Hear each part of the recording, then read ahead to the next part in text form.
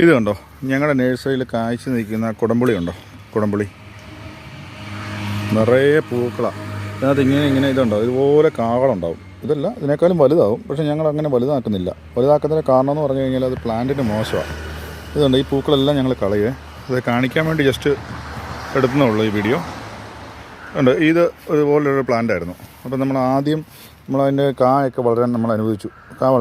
അനുവദിച്ചതോടുകൂടി ഇതുണ്ടോ, കാ വളരുന്നുണ്ടോ? ഇതൊരു കാ നിൽക്കുന്നു. പിന്നെ ഇതുണ്ടോ, ഇത് വേറൊരു കാ നിൽക്കുന്നു. അപ്പോൾ ഇതിലുണ്ടായിരുന്ന കായത്.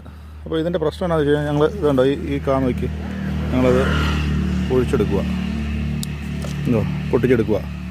ഇല്ലെങ്കിൽ ഈ പ്ലാന്റ് കണ്ടോ ഭയങ്കര ശോകമായിപ്പോയതുണ്ടോ. ഒരു നല്ല ഹെൽത്തി ആയിട്ടുണ്ടായിരുന്ന ഒരു പ്ലാന്റാണ്. ആ പ്ലാന്റ് ഉണ്ടോ ഇച്ചിരി മോശമായിപ്പോയി. അപ്പോൾ ഇതും അതുപോലെ തന്നെ നമ്മൾ കാ പിടിപ്പിച്ചിട്ടില്ല. ഇതിലൊരു കാ പോലും പിടിപ്പിച്ചിട്ടില്ല. വളരെ ഇതുണ്ടോ, എൻ്റെ അത്രയും പൊക്കമില്ല. എൻ്റെ അത്രയല്ല, എൻ്റെ ഒരു ചെസ്റ്റിൻ്റെ ഒപ്പം പൊക്കമില്ല. അത് ഇത്രയും ഹൈറ്റിൽ ചെയ്തിട്ട് പോലും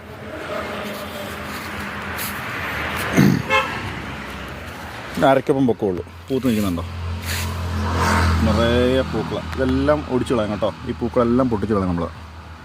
ഇല്ലെങ്കിൽ നമുക്കിങ്ങനെ വലിയ കുടംപുളി ആകത്തില്ല. മരം മോശമായി കഴിഞ്ഞ് കഴിഞ്ഞാൽ പിന്നെ കുടംപുളി നല്ല രീതിയിൽ ആകത്തില്ല. അതുകൊണ്ട് ഇതെല്ലാം കളയും. ഞാൻ ജസ്റ്റ് നിങ്ങളൊന്ന് കാണിക്കാൻ വേണ്ടി എടുത്ത വീഡിയോ കേട്ടോ.